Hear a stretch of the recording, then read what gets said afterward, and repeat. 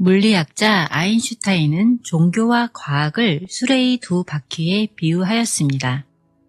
그는 진리를 찾는 것은 이성적 사유에 의해서가 아니라 종교적 감정이며 인간의 이성은 이렇게 찾은 진리를 인간이 이해할 수 있는 방식으로 정리하는 것이라고 보았습니다. 아인슈타인은 미래의 종교는 그 교리가 과학적으로 뒷받침되고 과학자와 예술가에게 영감을 줄 수 있어야 한다고 보았습니다. 이러한 조건을 만족시키는 미래의 종교를 우주적 종교라고 불렀습니다. 그는 우주 종교적 감정이란 인간이 갖는 그릇된 욕망의 허망함을 깨닫고 정신과 물질 양쪽 측면에서 나타나는 질서의 신비와 장엄함을 느끼는 것이다. 이 느낌은 느껴보지 않은 사람은 이해할 수 없다 라고 말한 적이 있는데, 이는 아인슈타인 자신이 내적 체험으로서 그러한 종교적 감정을 느꼈다는 뜻일 것입니다.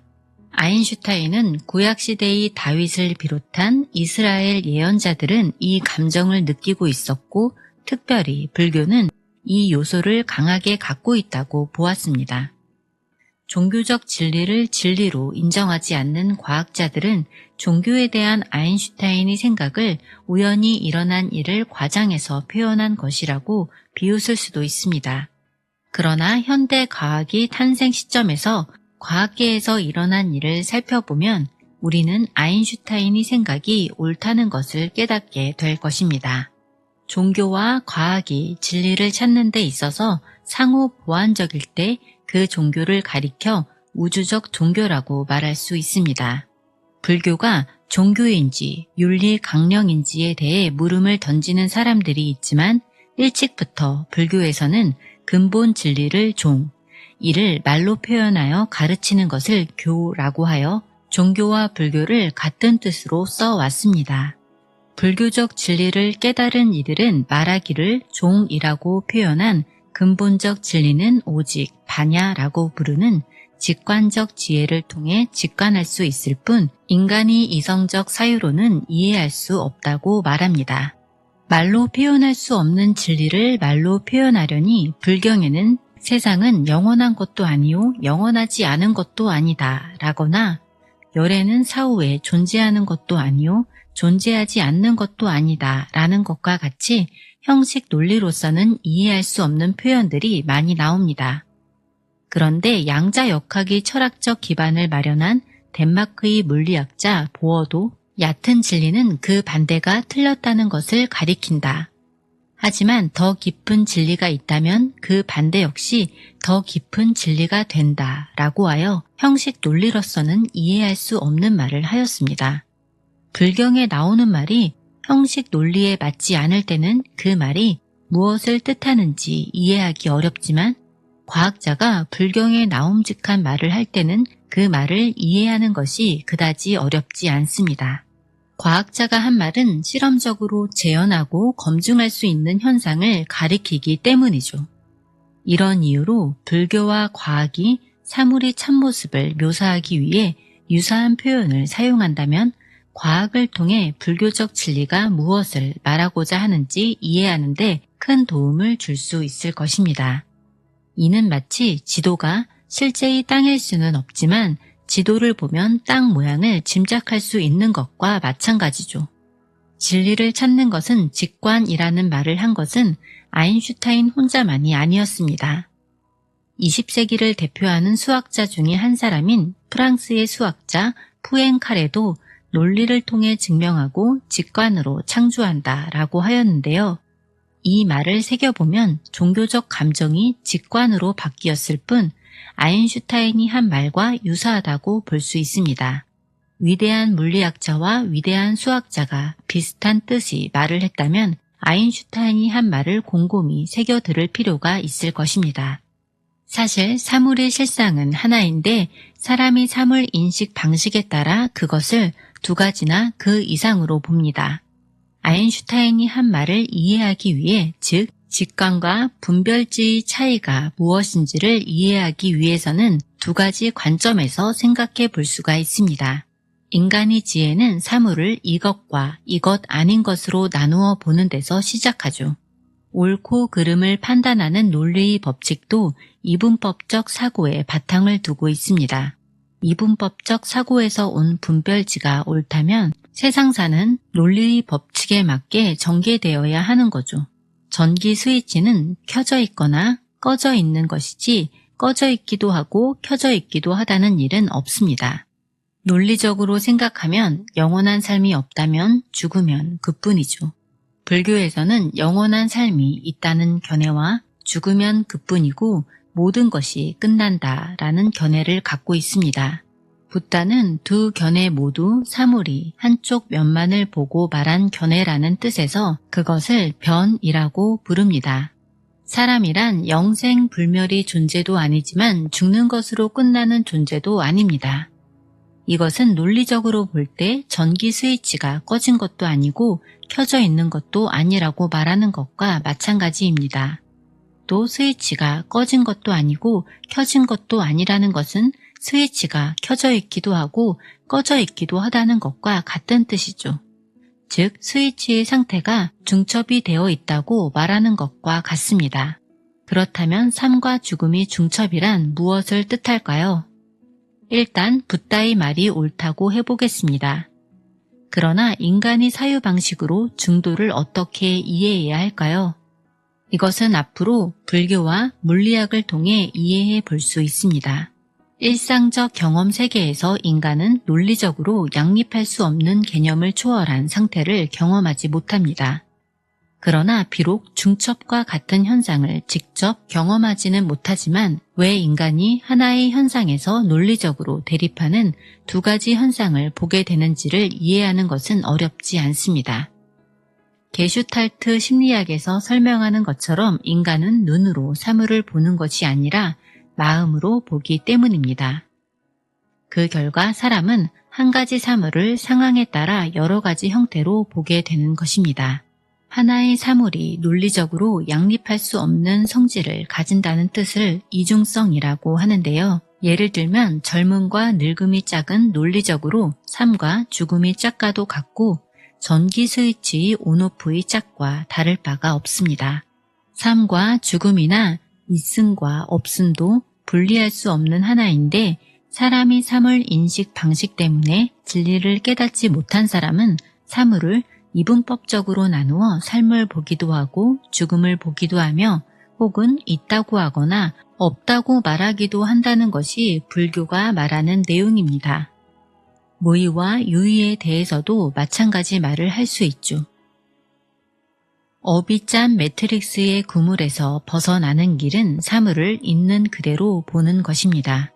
사물을 있는 그대로 보려면 마음이 맑아야 한다는 것이 불교의 가르침이죠. 과학에서 사물을 이해하고 기술하는 방법에는 크게 두 가지 관점이 있습니다.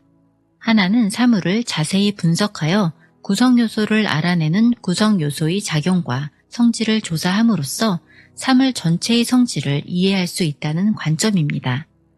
다른 하나는 사물과 현상을 구성요소의 합계가 아니라 하나의 통합된 전체로 이해해야 한다는 관점이에요. 사물의 실상을 과학적으로 이해하는 데 있어서 이 둘은 상호 보완적입니다.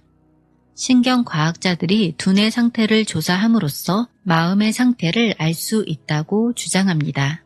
불교에서 중도를 보라고 하는 것도 부분만 보지 말고 전체를 보라는 것으로 이는 중도의 관점에서 세상을 보라는 의미입니다.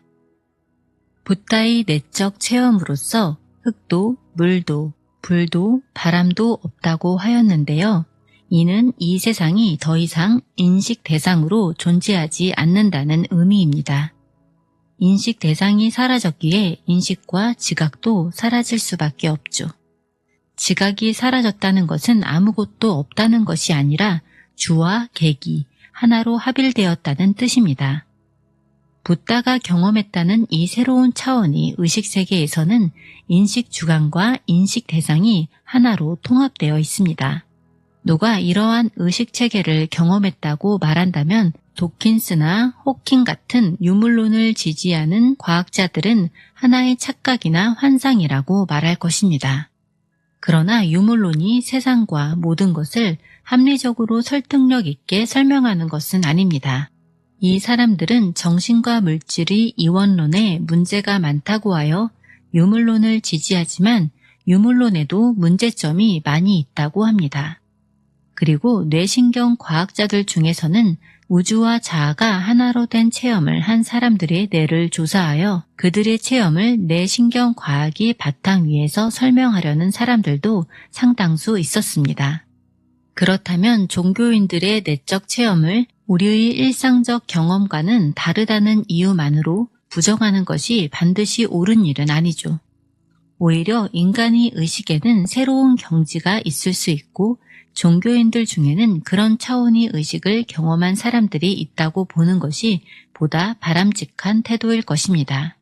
예를 들면 백남준의 비디오 아트가 갖는 예술성을 과학기술자가 기기의 작동 원리를 분석하는 것으로는 도무지 알 수 없을 것입니다. 또한 세상 사물을 모두 기호나 문자로 표시하고 이들 기호나 문자를 논리적으로 연결하여 설명하는 것만으로는 참모습을 제대로 나타낼 수 없습니다. 이 사실을 인정한다면 아인슈타인이 왜 진리를 찾는 데 있어서 종교와 과학을 수레의 두 바퀴에 해당한다고 말했는지를 이해하는 데 도움이 될 것입니다. 인간이 궁극적으로 알고 싶은 것은 우주와 자아가 무엇인가 하는 것입니다. 이것은 종교, 철학, 과학이 공통적 관심사이죠. 21세기에 이른 지금 이 관심사에 대해 물리학과 인지과학은 각각의 영역에서 주목할 만한 성과를 얻었습니다. 물리학은 양자역학과 상대성 이론을 통하여 물질과 우주에 대해, 인지과학은 마음과 생명 현상에 대해 우리로 하여금 깊은 이해를 하게 만들었습니다. 그러나 과학이 얻은 이 지식 체계에서는 근원적인 한계가 있을 수밖에 없죠. 이를테면 자아가 무엇인가 하는 것은 자기가 자기 자신에 대해 묻는 것입니다. 이 물음에 답하려면 자기 언급을 피할 수 없는데요. 자기 언급은 이성적 사유에 필연적으로 패러독스를 가져옵니다. 그렇다면 우리는 사물을 객관적으로 관찰하고 논리적으로 기술하는 과학적 방법으로는 결코 자아가 무엇인지 답할 수 없을 것입니다. 우주에 대한 기술도 마찬가지입니다. 이를 과학에 적용하면 과학이 찾고 증명한 진리 외에 기존의 이론으로는 설명할 수 없는 또 다른 진리가 있다는 것을 뜻합니다. 그뿐만이 아닙니다. 과학적 연구 결과를 살펴보면 물질을 떠나서 마음을 이해할 수 없고 마음을 떠나서 물질을 이해할 수 없다는 것을 알게 될 것입니다. 마음과 물질이 서로 뗄래야 뗄 수 없는 관계에 있다면 마음을 떠나서 물질 세계만을 따로 정확하게 알 수는 없을 것입니다. 과학에는 그동안의 이론으로는 완전히 설명하지 못하는 문제가 항상 생기게 마련이죠. 붓다는 자신과 우주에 대해 깨달은 것을 말로는 설명할 수 없다고 하였습니다. 아인슈타인에 의하면 이 설명할 수 없는 진리를 깨닫는 것은 종교적 감정입니다. 이런 의미에서 종교와 과학은 진리를 찾고 설명하는 데 있어서 상보적이라고 할 수 있죠.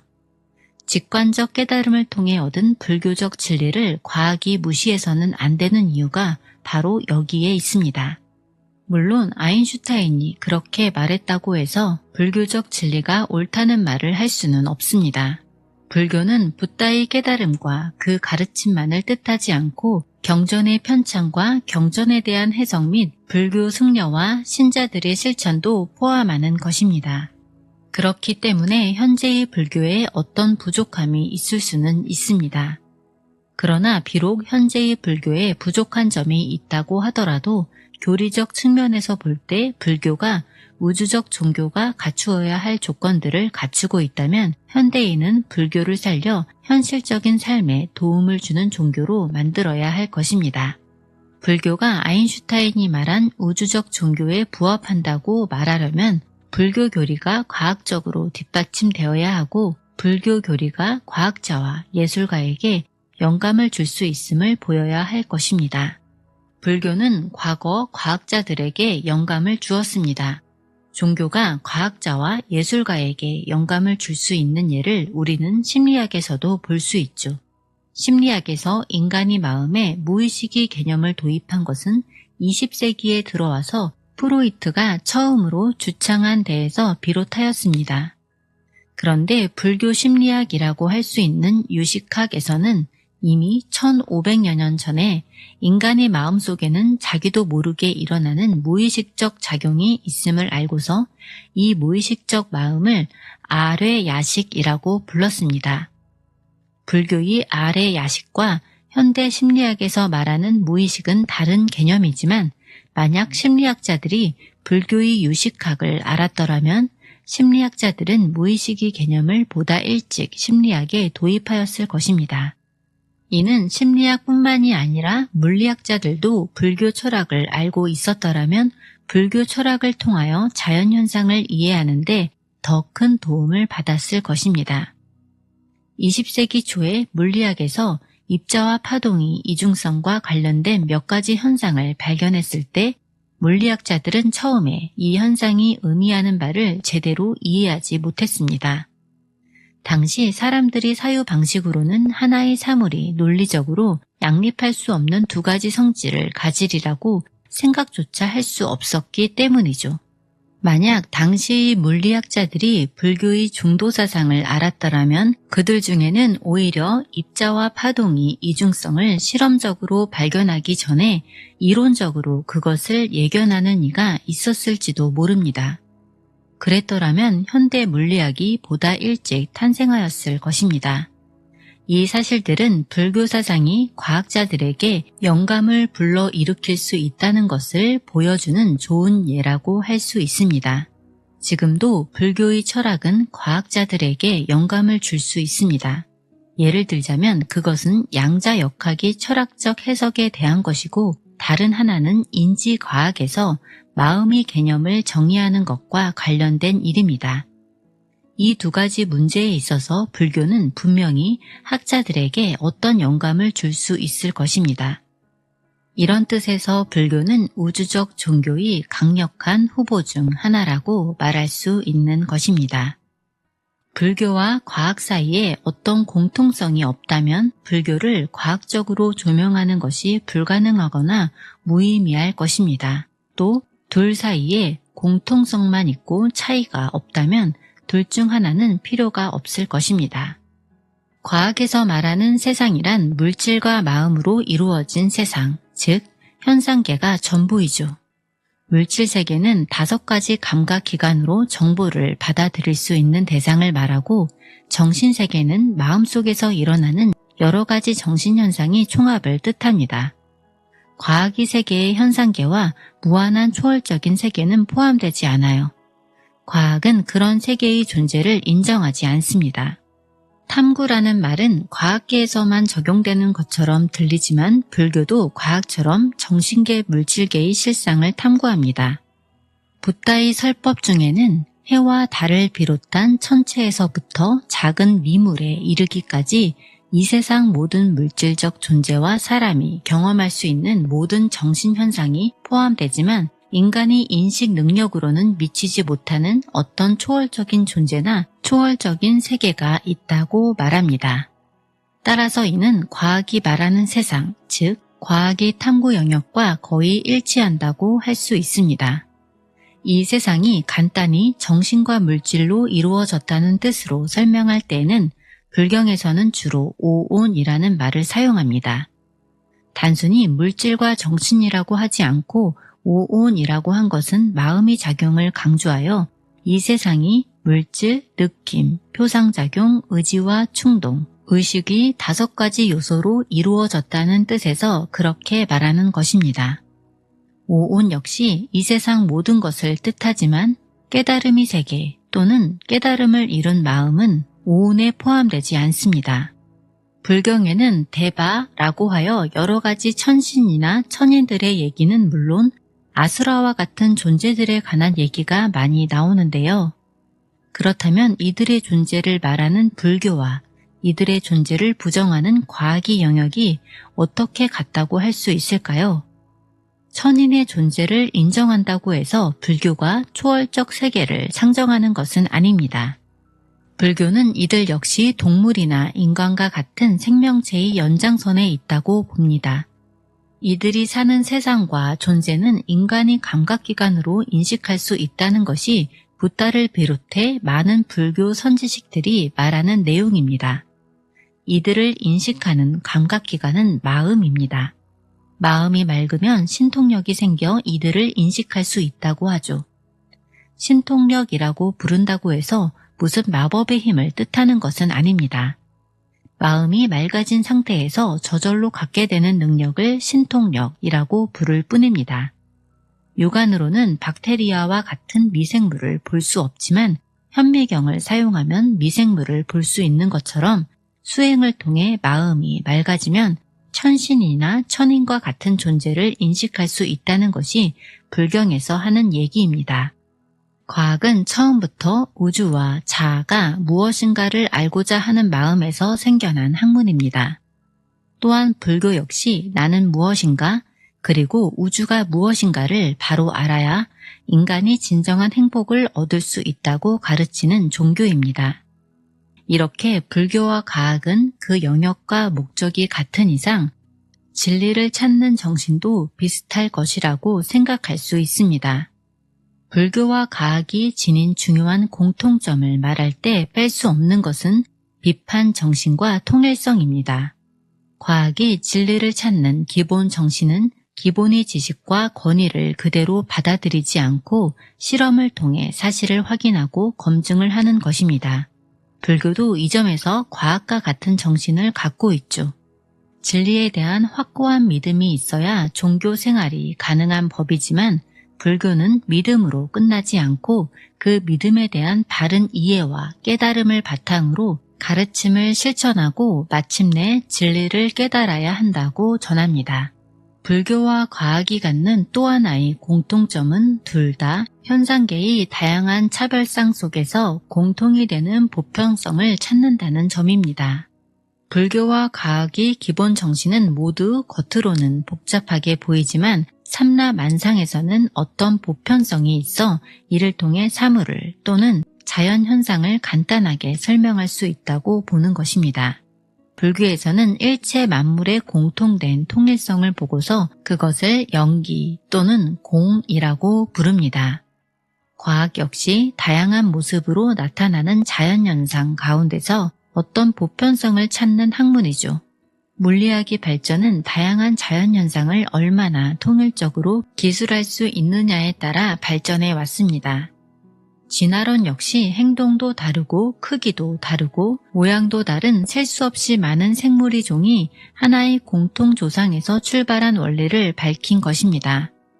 더군다나 물리학의 마지막 목표, 물리학자들의 꿈은 단 하나의 방정식으로 모든 자연현상을 보편 통일적으로 기술하는 것입니다.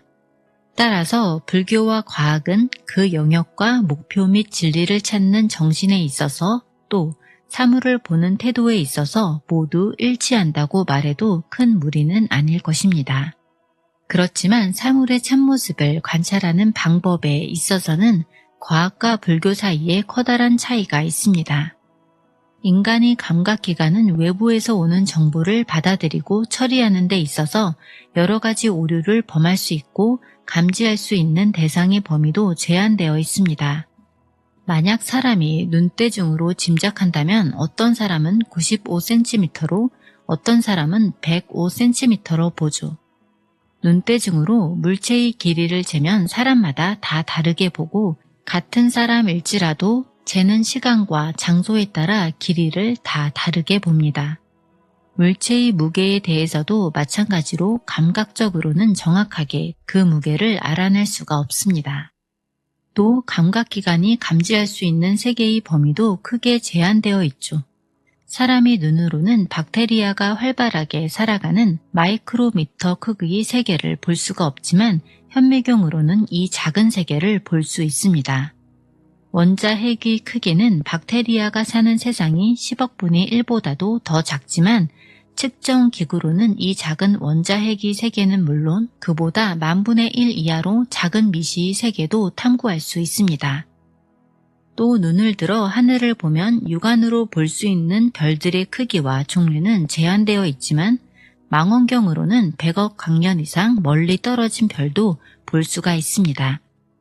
인간의 감각기관이 저지를 수 있는 오류를 바로잡고 감각기관이 감지할 수 있는 범위 너머의 세계까지 탐구하기 위해 과학은 수많은 종류의 측정 도구를 개발하고 사용합니다. 심지어 컴퓨터를 사용하여 두뇌가 하는 일을 확대시키기도 하죠. 두뇌와 컴퓨터 칩을 연결하면 두뇌는 인간의 신체라는 제한된 공격적 영역을 넘어 지구라는 전 공간을 통해 정보를 주고받고 처리하는 일을 할 수도 있습니다. 과학의 힘은 반복적인 검증의 과정을 거쳐 자신들이 연구한 결과를 최종적으로 확인하는 데서 오는데 이 점은 불교도 마찬가지입니다. 불교에서도 수행 방법과 수행의 결과를 검증하죠. 수행의 결과란 수행을 통해 얻은 체험과 체득한 진리를 뜻하는데 불교인들도 이 체험과 진리를 검증합니다. 불교에는 신앙하고 공경할 대상이 따로 없습니다. 오직 진리만이 있을 뿐이죠. 불교는 깨달음의 종교로서 스스로의 수행을 통해 진리를 깨달아야 하는 종교입니다. 불교적 진리를 검증할 수 없다면 불교는 종교로서 설 자리가 없을 것입니다. 깨달음의 종교라면 마땅히 깨달은 내용을 검증할 수 있어야만 합니다. 모든 과학은 실험과 관찰 결과를 토대로 하나의 가정을 세우고 이론을 정립하는데 불교에서 과학 이론이 가정에 해당하는 것은 붓다의 체험과 교설입니다. 진리를 발견하고 확인하기 위해 과학자들이 취하는 모든 단계는 불교의 수행법에서도 나타납니다. 불교적 진리와 선의 체험은 바르고 깊게 수행한 수행자들끼리만 검증할 수 있습니다.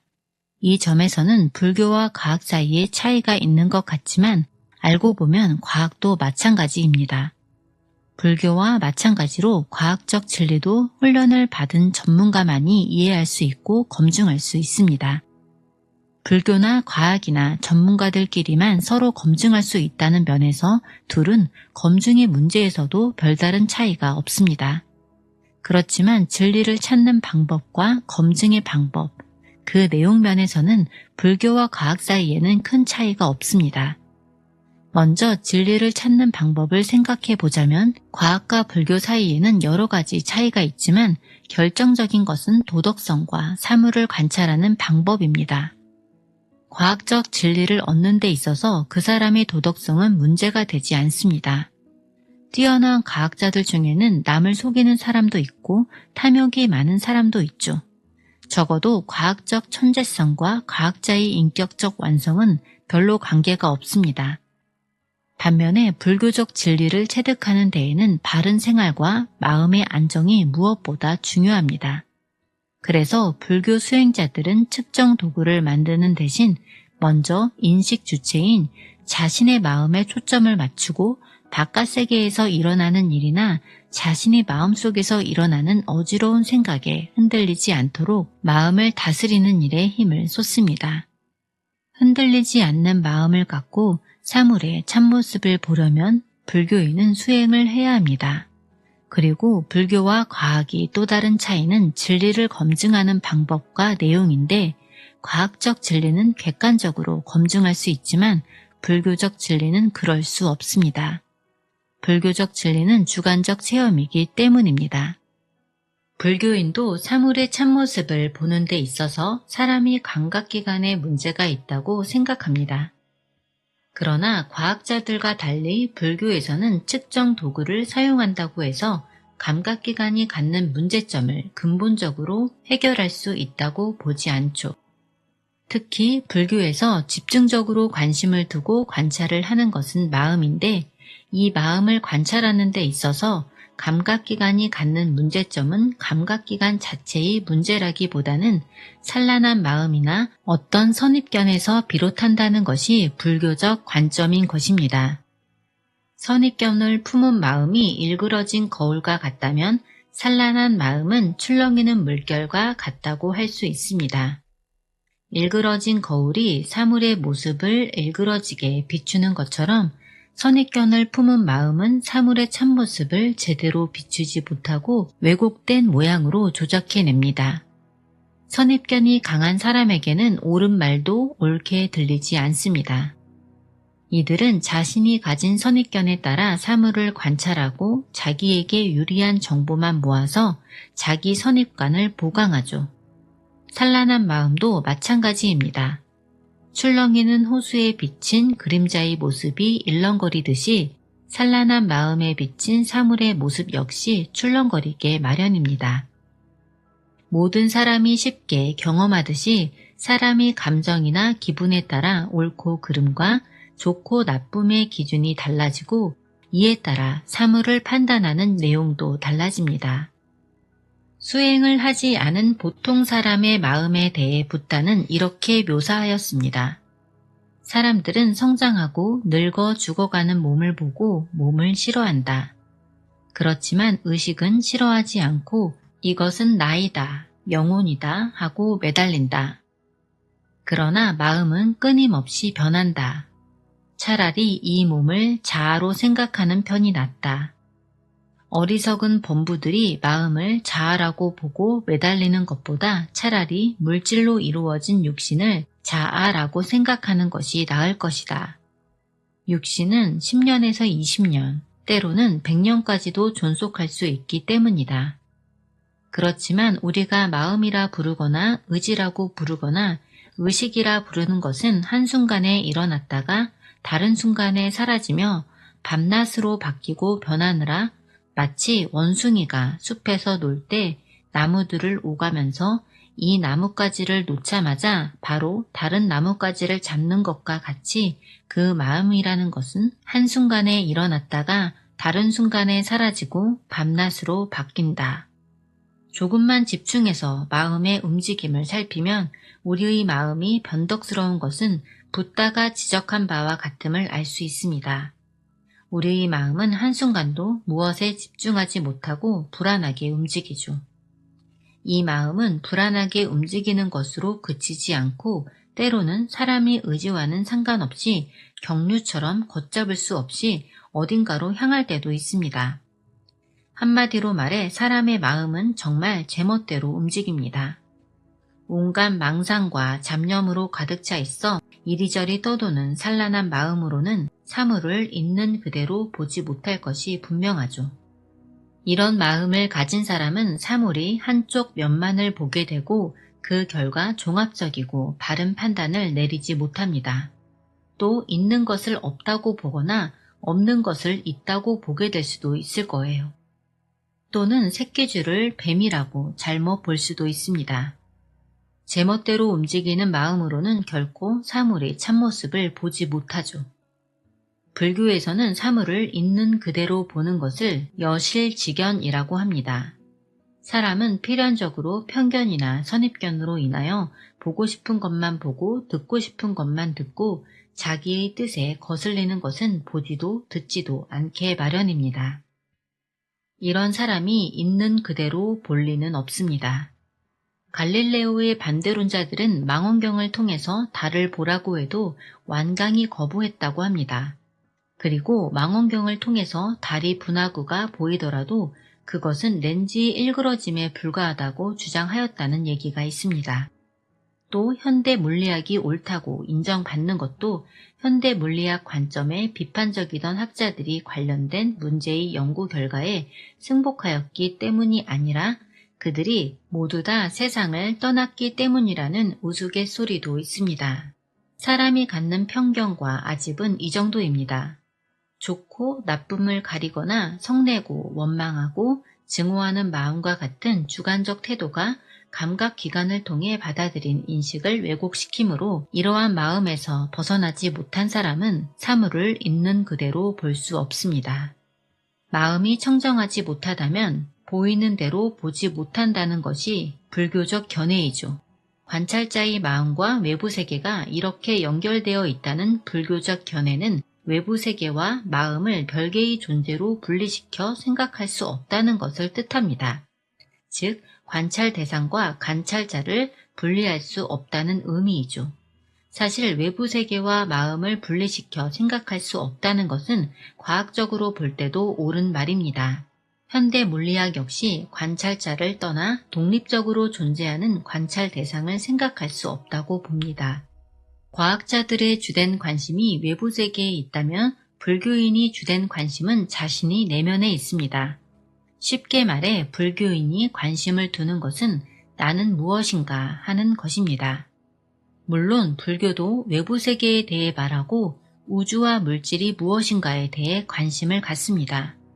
그러나 불교는 산란한 마음을 그대로 두고서는 외부 세계를 직접 관찰하는 것만으로는 결코 우주의 운행 원리를 제대로 알 수 없다고 봅니다. 우주의 운행 원리도 사람이 산란한 마음을 진정시킬 때 비로소 바르게 알 수 있죠. 불교에서는 마음과 물질이 둘이 아니라고 말합니다. 불교는 세계를 사건 중심으로 보고 정신이든 물질이든 아무런 실체가 없다고 보기 때문에 실체 없는 것을 상대로 다시 정신과 물질로 나누지 않습니다. 오직 사건의 흐름만 있을 뿐이지만 사람이 사물을 이해하고 설명하기 위해 거기에 잠정적으로 어떤 이름을 붙인 것이 정신이며 물질인 것입니다. 불교 수행자들은 측정 도구를 만드는 대신 먼저 인식 주체인 자신의 마음에 초점을 맞추고 바깥 세계에서 일어나는 일이나 자신의 마음속에서 일어나는 어지러운 생각에 흔들리지 않도록 마음을 다스리는 일에 힘을 쏟았습니다. 불교인들은 흔들리지 않는 마음에서 참다운 지혜가 나온다고 보고 지혜로운 마음과 대상을 있는 그대로의 모습으로 관찰하는 방법을 발전시켜 왔습니다. 불교에서는 사람이 일체의 편견과 선입관에서 벗어나 거울같이 맑은 마음을 갖지 않으면 결코 사물의 참모습을 볼 수 없다는 것을 기회 있을 때마다 강조합니다. 물질과 마음이 둘이 아니기에 불교에서는 마음을 바르게 봄으로써 마음과 물질의 실상을 알고 삶의 원리와 우주가 운행하는 이치를 알 수 있다고 말합니다. 석가모니 붓다를 비롯하여 많은 소위 불교의 수행승들은 마음이 모든 것이 근원이라는 것을 깨달았다고 합니다. 즉 마음이 곧 부처라는 말과도 같은 의미이죠. 불교 교설이란 이렇게 마음을 있는 그대로 봄으로써 얻는 진리를 설하는 것이라고 할 수 있습니다. 불교적 진리를 검증하는 것은 과학적 진리를 검증하는 것처럼 객관적일 수는 없습니다. 그러나 과학과는 다르지만 불교 수행자 역시 붓다가 가르친 방법에 따라 수행을 하면 누구나 붓다가 경험한 것을 경험할 수 있습니다. 그렇기 때문에 체험을 공유할 수 있다는 의미에서 불교적 진리도 검증 가능하다고 말할 수 있는 거죠. 과학은 모든 것을 객관적으로 살피고 객관적으로 검증합니다. 객관적으로 검증하려면 모든 것을 주체와 객체로 나누어야 합니다. 사물을 관찰자인 주와 관찰 대상인 객으로 나누어야 주체는 객체에게 아무런 영향을 주지 않고 객체를 논리정연하게 기술할 수 있기 때문이죠. 이러한 이유로 물질과 마음이 무엇인가 하는 것은 불교와 과학이 공통된 관심사이지만 과학이 연구 대상으로는 물질이 적합합니다. 물론 과학도 마음을 연구하죠. 그러나 과학에서 마음을 연구한다고 할 때 그 마음은 관찰자의 앞에 놓인 객관적 대상이 됩니다. 객관적 대상이 되는 순간 그것은 관찰자와는 분리된 존재가 되기 마련이죠. 따라서 과학에서는 결코 자신의 마음을 연구 대상으로 삼을 수 없습니다. 과학과는 달리 관찰자가 자신의 마음을 관하는 것이 불교의 관입니다. 불교의 관은 남의 마음을 지켜보는 것이 아닙니다. 마음, 즉 관찰자로 마음인 관찰 대상을 봄으로써 관찰자도 마음이고 관찰 대상도 관찰자 자신의 마음이니 관찰자인 주와 관찰자 대상인 객이 분리되지 않고 하나가 되는 것입니다. 여기서 불교가 그 관찰 내용을 검증하고 표현하는데 어려움이 생깁니다. 관찰자가 자기 자신을 관찰하는 것이 얼마나 곤혹스러운 일인지는 양자의 개념을 처음으로 제안하여 훗날 양자 역학을 탄생케 한 독일의 물리학자 막스 플랑크의 말을 들어보면 짐작할 수 있을 것입니다. 플랑크는 이런 말을 한 적이 있습니다. 과학은 자신의 궁극적인 신비를 결코 풀지 못할 것이다. 자연을 탐구하다 보면 자연의 일부인 자기 자신을 탐구해야 할 때가 반드시 찾아오기 때문이다. 객관적으로 논리적으로 설명할 수 있는 진리를 찾는 서양 사람들에게는 자신의 마음을 관찰한다는 일이 무척 어리석은 짓으로 보이는 모양입니다. 어떤 서양 철학자는 이런 말을 하였습니다. 인간이 무지란 정말로 그 끝을 알 수 없다. 나는 결코 어떤 힌두교들처럼 배꼽에 정신을 집중하고 인생을 보낼 수는 없다. 아마도 이 철학자가 말하는 배꼽은 단전을 의미할 것입니다. 단전을 해보해봤자 거기에는 아무것도 없습니다. 현대에는 단전 호흡과 명상 수련이 몸과 정신에 미치는 영향이 엄청나다는 것을 과학이 밝히고 있죠. 붓다는 깨달음을 얻고 세상 사람들에게 진리를 전하기로 결심할 때까지 무척 고민하였다고 하는데 그 이유는 깨달음의 내용을 이성적 사유로 이해할 수 있도록 표현할 길이 없었기 때문입니다. 주와 객이 하나가 된 상태에서 자신이 본 것을 묘사한다는 것은 인식의 주체가 자신을 인식 대상으로 보고 자신에 대해 언급한다는 뜻입니다. 자기 언급이 있으면 논리적으로 문제가 생기죠. 따라서 주와 객이 하나가 된 상태에서 본 것을 형식 논리로는 묘사할 수 없게 됩니다.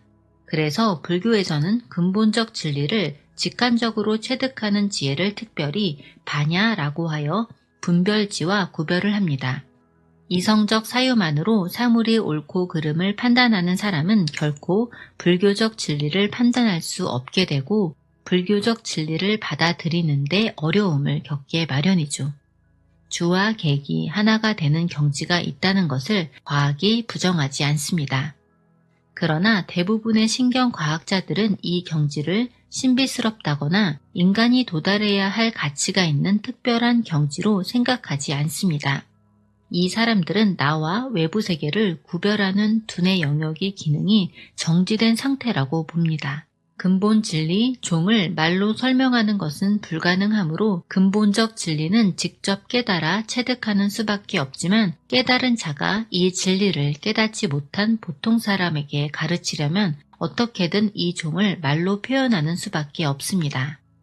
종을 말로 표현한 것이 교로서 바로 불교 경전인 것입니다.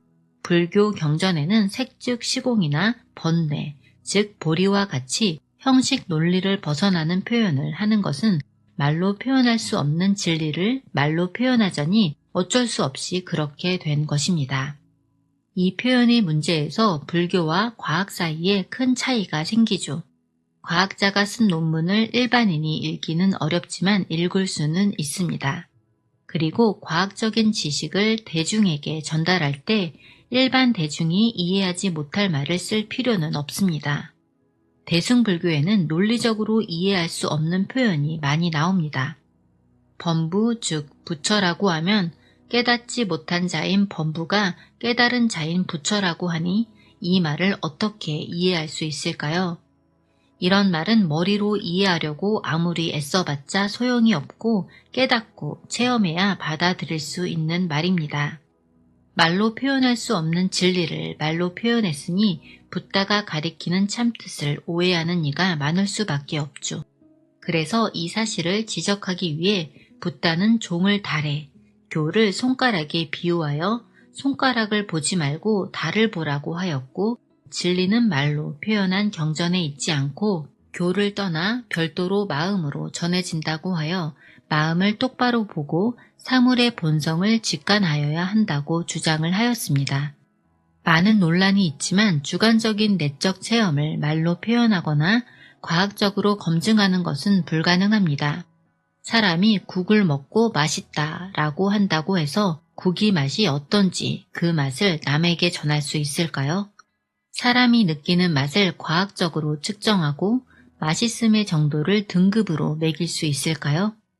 뇌과학의 발달과 측정 장비의 발달로 인해 신경과학자들은 사람의 마음을 읽는데 어느 정도 성공을 거두었습니다.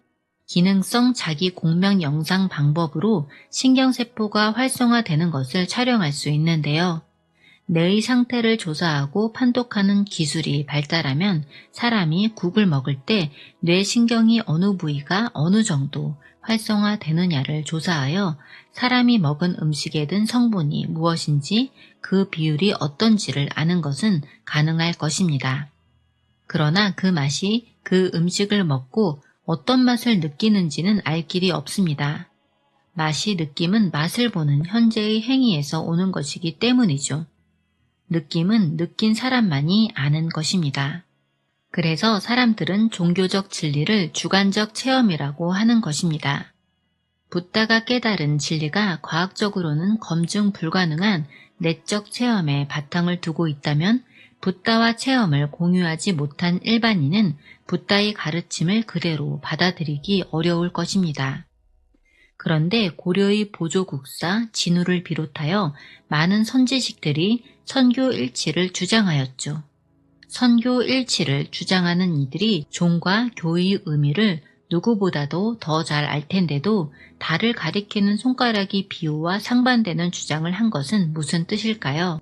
보조국사를 비롯하여 선교일치를 말하는 많은 선지식들은 근본적 진리는 직관할 수 있을 뿐 말로 표현할 수 없다는 사실을 잘 알고 있었습니다. 그런데도 이 사람들이 선은 부처님의 마음이고 경전은 부처님의 말씀으로서 부처님의 마음과 말씀은 같다라고 말하면서 선교일치의 주장을 하는 것은 자신들이 깨닫고 본 진리를 경전에서 잘 설명했다는 뜻입니다. 실물과 지도는 다른 것이지만 지도를 보고 가고 싶은 곳을 잘 찾아갈 수 있을 정도로 지도가 정교하다는 것을 뜻하는 것이 선교일치의 뜻입니다. 과학적 지식의 특징이 검증과 객관성인데 반해 불교적 진리는 주관적인 내적 체험이 극치라고 할 수 있습니다. 그러니 불교적 진리를 과학적으로 검증하거나 해설을 하는 것은 불가능할 것처럼 보입니다. 붓다의 가르침에 따라 수행을 한 사람들은 붓다가 체험한 것을 자신들도 체험하고 자기들끼리 다른 사람이 체험한 바를 이해하고 검증할 수 있다고 합니다. 그리고 붓다가 가르친 내용 중에는 일반 사람들도 이해하고 수긍할 수 있는 진리도 많이 있습니다. 바로 연기법이 그렇습니다. 연기법은 현대의 모든 과학이 지지하고 있습니다. 연기법은 과학적으로도 진리입니다. 과학자들이 자연 현상에서 불교적 표현과 유사하게 표현할 수밖에 없는 현상을 발견한다면 이 새로운 현상에 대한 과학적 설명을 통해 불교적 진리를 설명할 수 있어야 할 것입니다. 예를 들면 사물의 이중성이나 공과 같은 것입니다. 하나의 사물이 논리적으로 양립할 수 없는 성질을 갖는다고 하는 것은 그 말 자체로 논리에 맞지 않지만 과학자들은 자연현상에서 입자와 파동이 이중성을 발견하였죠. 이중성을 발견한 이상 과학자들은 이중성과 관련된 모든 자연현상을 과학적으로 설명해야 할 것입니다.